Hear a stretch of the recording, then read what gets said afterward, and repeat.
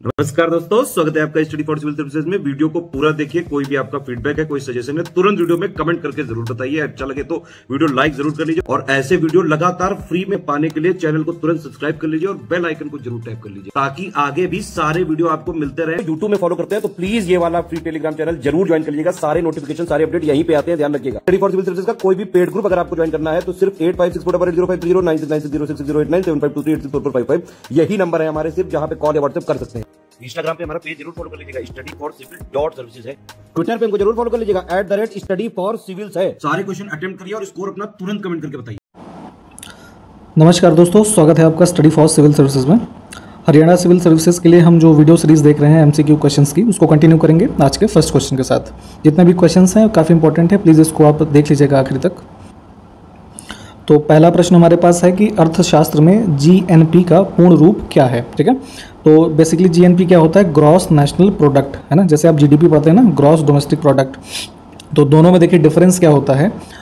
जैसे बात करें हम जीडीपी की, ठीक है, तो जीडीपी क्या है कि टोटल गुड्स एंड सर्विसेज जो हैं, है ना, एक साल में जो प्रोड्यूस हुई हैं with in the borders of any country. जैसे इंडिया है तो सिर्फ इंडिया की जो टेरिटरी है उसके अंतर्गत जो प्रोडक्शन हुआ है गुड्स एंड सर्विसेज का, तो सम वैल्यू उसकी एक साल की होती है जीडीपी।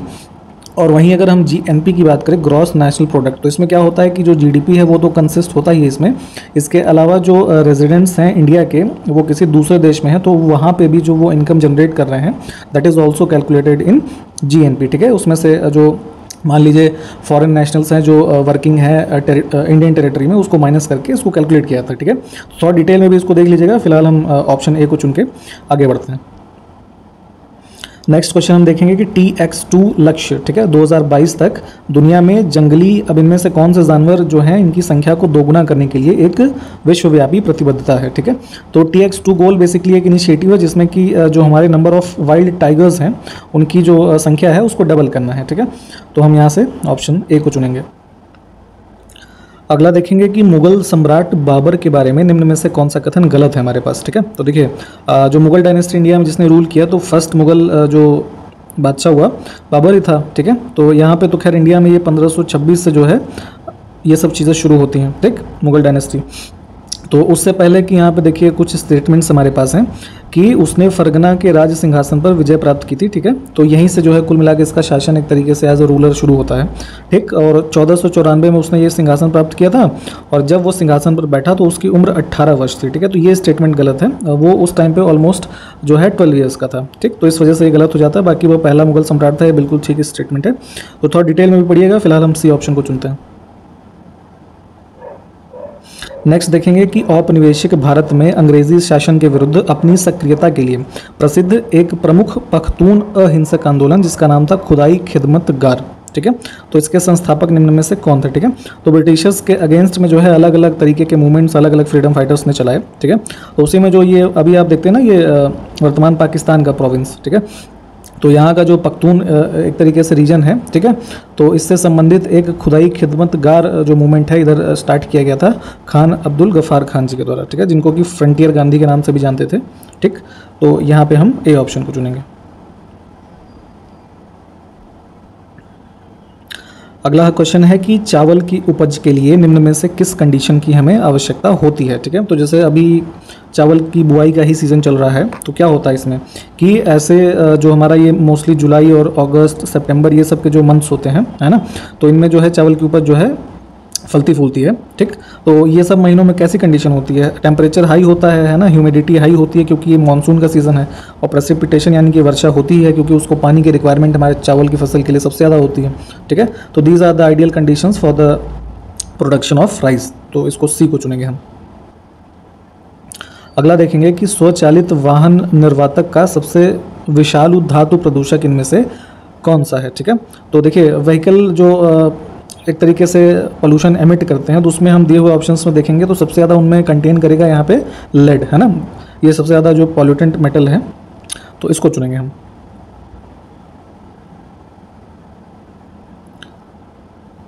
अगला क्वेश्चन हम देखेंगे कि अंतर्राष्ट्रीय अम्ल वर्षा सूचना केंद्र कहाँ पर स्थित है। ठीक है, तो एसिड रेन के बारे में जैसे आप जानते ही होंगे, है ना, तो इससे संबंधित एक हमारा इंटरनेशनल इंफॉर्मेशन सेंटर है, तो ये लोकेटेड है ओस्लो में। ठीक, ऑप्शन ए जो हमारा है ये करेक्ट होगा।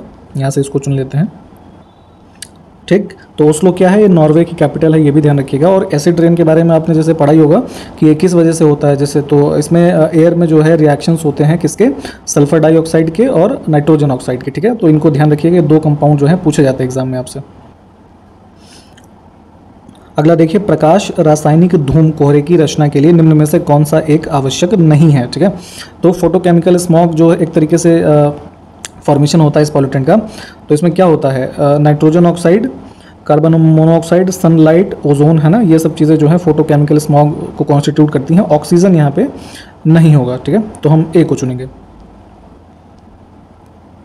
अगला देखिए, काफ़ी इंटरेस्टिंग है ये, ओजोन क्या है। ठीक है, तो जैसे ओजोन के बारे में पढ़ते हैं, ठीक, ओजोन लेयर के बारे में पढ़ते होंगे, तो ओजोन क्या है, एक हमारा सेकेंडरी पॉल्यूटेंट है। ठीक है, अब सेकेंडरी पॉल्यूटेंट क्या होता है ये आपको पता होना चाहिए। तो प्राइमरी पॉल्यूटेंट के बारे में पहले देखते हैं। तो प्राइमरी पॉल्यूटेंट क्या है कि जो डायरेक्टली किसी सोर्स से एमिट होते हैं। ठीक है, जैसे कि मान लीजिए अर्थ पे हमारे जो अलग अलग तरीके के पॉल्यूशंस होते हैं, तो जिससे मान लीजिए आपका कार्बन डाइऑक्साइड उत्सर्जित हो रहा है ना, कार्बन मोनोऑक्साइड हो रहा है, उसका सल्फर डाइऑक्साइड हो रहा है। ठीक, तो ये सब क्या होगा कि जैसे एमिट होके एटमॉस्फेयर में गए, तो एयर से जब ये रिएक्ट करेंगे तो इसके बाद जो फॉर्मेशन होता है वो हमारा सेकेंडरी पॉल्यूटेंट होता है। तो सेकेंडरी पॉल्यूटेंट का एग्जांपल क्या हो गया, जैसे अभी हमने देखा ओजोन है। ठीक, एसिड रेन को कॉज करने वाले जो हमारे तत्व हैं, तो acid rain itself is a secondary pollutant. ठीक है, तो कुछ इस तरीके से क्लासिफिकेशन होती है। तो ओजोन के बारे में ध्यान रखेंगे कि ये सेकेंडरी पॉल्यूटेंट है।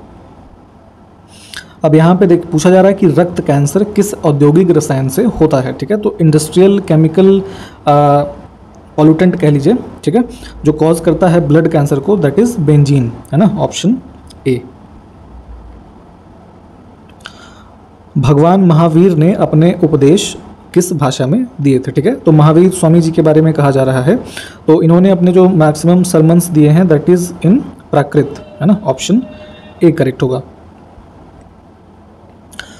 अगला क्वेश्चन कि महावीर स्वामी को किस नदी के तट पर ज्ञान प्राप्त हुआ था। ठीक है, तो एनलाइटमेंट जो महावीर स्वामी जी का है, तो उसको हम दूसरे शब्दों में भी जानते हैं किस नाम से, कैवल्य के नाम से। ठीक है, तो कैवल्य की प्राप्ति जब उन्होंने घर छोड़ा जो है 30 साल की उम्र में, और 12 साल तक विचरण करने के बाद उनको कैवल्य की प्राप्ति कहाँ पे हुई, जो है जिम्बिका ग्राम था वहाँ पे। ठीक है, तो ये किस नदी के किनारे पे था, ऋजुपालिका नदी के तट पे। ठीक, तो ये सब इन्फॉर्मेशन ध्यान रखेंगे, ये ऑप्शन करेक्ट है। नेक्स्ट देखेंगे कि निम्न में से कौन सा शिलालेख पाकिस्तान में स्थित है। ठीक है, वर्तमान पाकिस्तान का जो क्षेत्र है, तो इनमें से देखेंगे इंस्क्रिप्शंस, तो शाहबाज गढ़ी और मानसेहरा, है ना, ऑप्शन 2 और 4 ये पाकिस्तान में स्थित हैं, इसको चुनेंगे हम। बाकी के दो जो हैं कहाँ पे स्थित हैं ये आप हमको कमेंट करके बताइए। निम्न में से कौन सा कवक जनित रोग है। ठीक है, फंगल डिजीजेस की बात कर रहे हैं हम, तो जैसे fungal disease, bacterial disease, viral disease, है ना, पैरासाइटिक डिजीज़, ये सब आपको पता होनी चाहिए। तो यहाँ पे अगर हम बात करें किसकी, फंगल डिजीज़ की। ठीक है, तो फंगल डिजीज़ में आपका जो है गंजापन, एथलीट फुट और खाज, यानी कि स्केबीज। ठीक, ये 4 है, सॉरी 3 है, 1, 2 और 4, तो हम यहाँ पे सी ऑप्शन को चुन लेते हैं। बाकी डिसेंट्री जो है पेचिस। ठीक है, तो इसमें क्या होता है कि जैसे लूज मोशंस वगैरह होने लगते हैं, ब्लडी एक तरीके से डायरिया होने लगता है। ठीक है, तो this is caused by parasite और बैक्टीरिया। ठीक है, पॉजिटिव एजेंट ये होते हैं यहाँ पे। अगला देखिए कि पूछा जा रहा है पटाऊ सिंड्रोम का लक्षण क्या होता है। ठीक है, तो पटाऊ सिंड्रोम बेसिकली एक कंडीशन होती है जिसमें मतलब ऐसे कोई पर्सन जो मान लीजिए न्यू बेबी बॉर्न होता है, तो उसमें क्रोमोसोम्स की संख्या जो है वो एक्स्ट्रा होती है, जो नॉर्मल क्रोमोसोम्स की संख्या उससे ज़्यादा होती है। ठीक है, और सिम्टम्स में वही देखेंगे इसके लक्षण क्या हैं। तो जैसे मेंटली रिटार्डेड है, यानी कि मंद बुद्धि होगा वो बच्चा, क्रैक इन पैलेट, है ना, तालू में दरार, नेत्र रोग से प्रभावित होगा। उसके अलावा जैसे मान लीजिए पैदा होते के समय उसका जो हेड है वो स्मॉल हो सकता है नॉर्मल से, है ना, इंटेस्टाइन वगैरह जो ऑर्गन्स हैं वो बॉडी से आउटसाइड हो सकते हैं। तो ये कुछ लक्षण होते हैं पटाऊ सिंड्रोम के। ठीक है, और इसको जो है डायग्नोज भी किया जा सकता है when child is in the mother's stomach. ठीक है, प्रेगनेंसी के दौरान ही उसको जो है डिटेक्ट करके यहाँ पे ट्रीट कर सकते हैं। तो कुछ ये सिम्टम्स थे, तो यहाँ पे हम डी ऑप्शन को चूज़ कर लेंगे। अगला देखिए 30 जुलाई 1919 को गांधी जी को हरियाणा के किस जिले में गिरफ्तार किया गया था। ठीक है, तो ब्रिटिश रूल के अगेंस्ट में भारत भ्रमण के दौरान महात्मा गांधी जी को यहाँ पे हिसार से अरेस्ट किया गया था 1919 जुलाई में। ठीक है, तो यहाँ पे हम बी ऑप्शन चुनेंगे। और इससे पहले जो है रॉलेट एक्ट के अगेंस्ट में जो है प्रदर्शन के लिए गांधी जी पंजाब जा रहे थे, ठीक है। तो अप्रैल 1919 में भी इनको जो है पलवल रेलवे स्टेशन से गिरफ्तार किया गया था, तो इसको भी ध्यान रखिएगा, ठीक है। 10 अप्रैल 1919 को, ये डेट भी इंपॉर्टेंट है। अगला देखिए, क्षेत्रफल के अनुसार हरियाणा का सबसे बड़ा जिला कौन सा है, ठीक है। तो इन टर्म्स ऑफ एरिया की हम बात करें तो सबसे बड़ा डिस्ट्रिक्ट है आपका सिरसा, ठीक। और स्मॉलेस्ट कौन सा है तो फरीदाबाद है, ठीक है, इसको भी ध्यान रखिएगा। नेक्स्ट है हरियाणा का एक नाम हरियाला, ठीक है, निम्न में से किस पुराण में वर्णित है। तो पुराणों के बारे में भी हमने पढ़ा हुआ है और हरियाला नेम मेंशन है with reference to Haryana Skanda Purana में, ठीक। बी ऑप्शन करेक्ट है। हरियाणा का कौन सा नगर बुनकरों के शहर के नाम से प्रसिद्ध है, ठीक है, सिटी ऑफ वीवर्स। तो इस नाम से कौन सा शहर जाना जाता है हमारा, पानीपत, ठीक। अगला है हरियाणा के उच्च न्यायालय की स्थापना चंडीगढ़ में कब हुई थी, किस वर्ष में हुई थी, ठीक है। तो हाई कोर्ट ऑफ हरियाणा जो कॉमन हाई कोर्ट है हरियाणा और पंजाब का, तो दिस वाज एस्टैब्लिश्ड इन 1966। अगला देखिए, हाल ही में प्रधानमंत्री नरेंद्र मोदी ने किस आईआईटी में ब्लॉकचेन आधारित डिजिटल डिग्री जो है वो लॉन्च की है, ठीक है। तो अभी तक जैसे पेपर बेस्ड डिग्री जो है मिलती थी आपको, हमें मिली होंगी कॉलेज में, ठीक है। तो अभी जो जैसे क्रिप्टो करेंसी के बारे में आपने पढ़ा है कि ये जो बेस्ड होती हैं ब्लॉकचेन टेक्नोलॉजी पे, ठीक है। तो ब्लॉकचेन के फीचर्स आपको पता ही होंगे, तो उसी पे आधारित एक डिजिटल डिग्री जो है शुरुआत की गई है, कहाँ पे, आईआईटी कानपुर में, ठीक है। और इसको लॉन्च किसने किया है तो ये प्राइम मिनिस्टर ने किया था, इसको ध्यान रखिएगा, ठीक है। हाल ही में भारतीय सेना ने किस राज्य में military college of telecommunication engineering में क्वांटम लैब की स्थापना की है, ठीक है। तो क्वांटम लैब जो होता है बेसिकली कम्युनिकेशन के पर्पजेस से आज के लिए काफ़ी चर्चा में है, ठीक है। तो इसको इस्टेब्लिश किया गया है कहाँ पे, मध्य प्रदेश में, ठीक है। तो स्टेट का नाम ध्यान रखिएगा, इतना इंपॉर्टेंट है आपके लिए, ऑप्शन ए। नेक्स्ट देखेंगे कि हाल ही में किस केंद्रीय मंत्री ने 4 राज्यों और 2 केंद्र शासित प्रदेशों में BRO यानी कि जो बॉर्डर रोड ऑर्गेनाइजेशन है, तो इनके द्वारा निर्मित 24 पुल और 3 सड़कों को राष्ट्र को समर्पित किया है, ठीक है। तो यहाँ पे बस इतना ध्यान देने योग्य बात है कि कितने जो है स्टेट्स और यूटी हैं और कितने पुलों की संख्या है या सड़कों की संख्या है, ठीक है। तो इसको इनॉग्रेट किया है जो है डिफेंस मिनिस्टर ने, राजनाथ सिंह जी ने।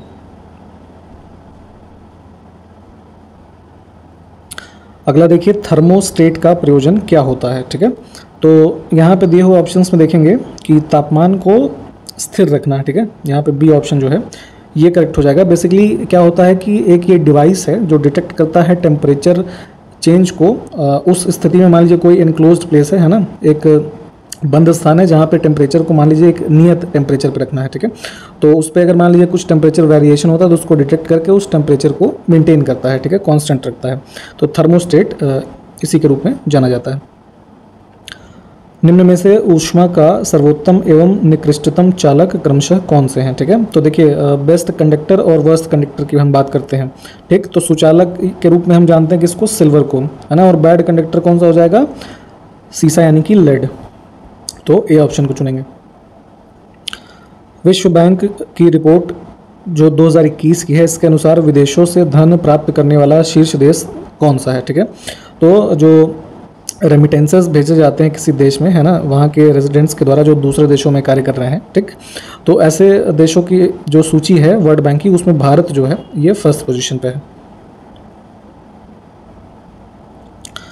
राष्ट्रीय बहुआयामी निर्धनता सूचकांक में गरीबी किस आयाम के आधार पर नहीं मापी जाती है, ठीक है। तो मल्टी डायमेंशनल पॉवर्टी इंडेक्स जो है नेशनल, उसमें अगर हम देखेंगे डायमेंशन इनमें से कौन सा नहीं है, तो स्त्री तथा पुरुष का लिंगानुपात जो है वो नहीं होता है, बाकी के 3 जो हैं ये मीजर्स हैं। अगला है कि राष्ट्रीय बहुआयामी निर्धनता सूचकांक में रहन सहन के स्तर के अंतर्गत क्या शामिल नहीं है, ठीक है। तो देखिए, स्टैंडर्ड ऑफ लिविंग में क्या इंक्लूडेड नहीं है, ये स्कूल शिक्षा के वर्ष, ऑप्शन सी जो है ये नहीं होगा। निम्नलिखित में से कौन सा आनुवंशिक रोग है, ठीक है। तो देखिए, कुछ जेनेटिक डिजीजेज होती हैं, है ना, जो जन्मजात आपको मिलती हैं आपके एंसेस्टर्स से, ठीक है। तो देखेंगे तो इसमें हीमोफीलिया और कलर ब्लाइंडनेस और टर्नर सिंड्रोम, ठीक है, ये 3 के 3 हमारे आनुवंशिक हैं। हाइड्रोफोबिया नहीं है, ठीक है, जिसमें पानी से डर वाली स्थिति होती है, ये आपकी आनुवंशिक रोग नहीं होता। तो इसमें 1, 2, 4 वाला ऑप्शन चुनेंगे हम। दिसंबर 2021 में गंगा एक्सप्रेसवे की आधारशिला प्रधानमंत्री नरेंद्र मोदी ने उत्तर प्रदेश के किस जिले में रखी, ठीक है। तो देखिए, उत्तर प्रदेश में जो है गंगा एक्सप्रेसवे बनाया जा रहा है, तो फाउंडेशन स्टोन उसका जो है रखा गया था प्राइम मिनिस्टर के द्वारा, ये ध्यान रखिएगा, ठीक है, ये स्टेट के चीफ मिनिस्टर के द्वारा नहीं किया गया था। और इसको कहाँ पर शुरुआत की गई है इसकी? शाहजहाँपुर से, ठीक। निम्न में से विज्ञान की किस शाखा के अंतर्गत ऊतकों का अध्ययन किया जाता है, ठीक है। तो जो टिश्यूज होते हैं, ऊतक है ना, इनका अध्ययन हम कहाँ करते हैं? हिस्टोलॉजी के अंतर्गत, ठीक है, बी ऑप्शन करेक्ट होगा। अगला देखिए कि डायनामाइट के निर्माण में प्रयुक्त होने वाला रासायनिक कौन सा है, ठीक है। तो केमिकल की हम बात कर रहे हैं जो डायनामाइट के फॉर्मेशन में यूज़ होता है। तो यहाँ पे इसमें होता है ये ग्लिसरॉल ट्राइनाइट्रेट, ठीक है, सी ऑप्शन करेक्ट हो जाएगा, ठीक है। जैसे कि एक्सप्लोजिव के रूप में आप डायनामाइट को जानते हैं, ठीक है, और अल्फ्रेड नोबल का नाम भी आप जानते होंगे, है ना, इनके द्वारा जो है इसकी खोज की गई। अगला देखिए, एक्वा रेजिया आयतन में 1:3 के अनुपात में निम्न में से किसका मिश्रण होता है, ठीक है। तो एक्वा रेजिया बेसिकली होता क्या है? तो एक ये सॉल्यूशन है, मतलब किसका? ये कंसनट्रेटेड HNO3 और HCl, कंसनट्रेटेड HCl, ठीक है। तो ये कौन कौन से एसिड होते हैं? हमारा नाइट्रिक एसिड और हाइड्रोक्लोरिक एसिड, ठीक है, 1:3 के रेशियो में होते हैं, और जो कि यूज़ किए जाते हैं किसको? समटाइम्स गोल्ड और प्लैटिनम वगैरह को डिजोल्व करने के लिए, ठीक। तो इसमें से हम ए ऑप्शन को चुनेंगे। किसी ध्वनि स्रोत की आवृत्ति में होने वाले उतार चढ़ाव को क्या कहा जाता है, ठीक है। तो किसी भी मान लीजिए साउंड सोर्स है, तो उसकी फ्रीक्वेंसी में कोई फ्लक्चुएशन होता है, तो इसको हम डॉपलर इफेक्ट बोलते हैं। 2011 की जनगणना के अनुसार अनुसूचित जातियां यानी कि जो शेड्यूल कास्ट हैं, तो इनकी जनसंख्या देश की जनसंख्या का कितने प्रतिशत थी, ठीक है। तो सेंसस अभी 2011 वाला ही फॉलो कर रहे हैं हम, और इनकी संख्या थी 16.6%। ऑप्शन ए जो है ये करेक्ट हो जाएगा। एग्जैक्ट नंबर कितना था जरा कमेंट करिए। अगला देखेंगे कि देखिए, संयुक्त राष्ट्र यानी कि यूनाइटेड नेशंस ने किसी देश की सलामती और सुरक्षा सुनिश्चित करने के लिए प्रति 1 लाख नागरिकों के लिए कितने पुलिस कर्मियों की अनुशंसा की है, ठीक है। तो यहाँ पे जो यूएन का रिकमेंडेशन है पुलिस कर्मियों का प्रति 1 लाख पे, वो 222 है। ऑप्शन ए को हम चुनेंगे। वर्तमान में भारत में ये जो रेशियो है 1 लाख पुलिस वालों पे जो है 1 लाख नागरिकों पे पुलिस का रेशियो, वो जरा कमेंट करके बताइए। अगला है कि निम्न में से कौन वायुमंडल की ओजोन परत की मोटाई मापने की इकाई है, ठीक है। तो ओजोन लेयर का जो हम ये थिकनेस मापते हैं, ठीक है, स्ट्रेटोस्फीयर के अंतर्गत, तो इसकी यूनिट हमारी होती है डॉप्सन। ऑप्शन बी करेक्ट होगा। अगला है कि निम्न में से किसका उपयोग 1500 डिग्री सेल्सियस से ऊपर के तापमान को मापने के लिए किया जाता है, ठीक है। तो एक्सट्रीम जो है हाई टेम्परेचर्स को मेज़र करने के लिए मोर देन 1500 डिग्री सेल्सियस, यहाँ पे हम यूज़ करते हैं पायरोमीटर को, ठीक है। Option B. अगला देखिए, जैन धर्म की मान्यताओं के संबंध में हमको गलत कथन चुनना है, ठीक है। तो जैन धर्म के कुछ बिलीव्स यहाँ पे 4 ऑप्शन में दिए हैं, देख लेते हैं। तो चारों ऑप्शन में अगर हम देखेंगे तो बी ऑप्शन में लिखा है जैन धर्म में देवताओं के अस्तित्व को स्वीकार नहीं किया गया है, ठीक है। तो ये गलत हो जाएगा। यहाँ पे जो है टू सम एक्सटेंट देवताओं की एग्जिस्टेंस को जो है मतलब एक्सेप्ट किया गया है, लेकिन उनको एज अ क्रिएटर के रूप में नहीं जो है माना गया है, उनको एज अ परफेक्ट बीइंग के जो है रूप में माना गया है, ठीक है। तो ये ध्यान रखिएगा, बाकी के कथन हमारे ठीक हैं। तो बी ऑप्शन जो है ये इस क्वेश्चन का आंसर था। अगला है कि अंतर्राष्ट्रीय सौर गठबंधन यानी कि इंटरनेशनल सोलर अलायंस जो है निम्न में से किस सतत विकास लक्ष्य को प्राप्त करने में महत्वपूर्ण भूमिका निभाता है, ठीक है। तो सस्टेनेबल डेवलपमेंट गोल्स के बारे में हम पढ़ते हैं। तो गोल नंबर जो 7 है, अफोर्डेबल एंड क्लीन एनर्जी, ठीक है। तो उसके प्राप्ति के जो है दिशा में ये एक कदम है, तो हम बी ऑप्शन को चुनेंगे। अगला देखिए कि यदि कोई व्यक्ति किसी संबद्ध वित्तीय वर्ष में कितने दिनों या उससे अधिक दिनों के लिए भारत में रहता या रहती है, तो उसे एक निवासी यानी कि रेजिडेंट मान लिया जाता है, ठीक है। तो ये ड्यूरेशन है 182 दिन या उससे ज़्यादा। अगला है कि अनलॉफुल एक्टिविटीज़ यानी कि गैर कानूनी गतिविधियाँ रोकथाम अधिनियम किस वर्ष अधिनियमित किया गया था? तो यूएपीए की बात हो रही है, अनलॉफुल एक्टिविटीज़ प्रिवेंशन एक्ट। तो इसको जो है इनेक्ट किया गया था 1967 में। नेक्स्ट है कि laterite soil is poor in oxide of which among the following, मतलब कि जो हमारी लेटराइट मिट्टी होती है उसमें किसके ऑक्साइड जो है प्रचुर मात्रा में नहीं होते हैं? तो सिलिकॉन जो है ये करेक्ट आंसर हो जाएगा हमारे यहाँ पे। ठीक,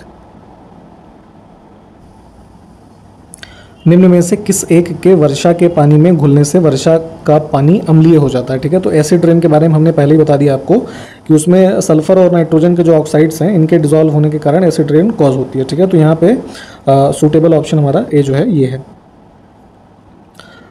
अगला देखें कि पृथ्वी पर किस अक्षांश के पास मरुभूमि यानी कि डेजर्ट होने की संभावना अधिक होती है? ठीक है, तो लैटिट्यूड जो हम पढ़ते हैं, ठीक है, तो ऐसे देखेंगे तो मोस्टली जो है 23 डिग्री जो है इसके आसपास डेजर्ट्स होने की संभावना सबसे ज़्यादा है। ठीक है, तो इसका जो रीज़न है वो आपको हम किसी अगले वीडियो में बताएंगे, उससे पहले हो सके तो आप एक बार पढ़ लीजिएगा। अगला है भारत में उपराष्ट्रपति से संबंधित प्रावधान किस देश के संविधान से लिया गया है? ठीक है, तो जो हमने कुछ अलग अलग देशों से कॉन्स्टिट्यूशन में जो है प्रावधान अडॉप्ट किए थे ना, तो उसी में वाइस प्रेसिडेंट वाला जो प्रोविज़न है ये हमने यूनाइटेड स्टेट से लिया है। ऑप्शन ए करेक्ट होगा।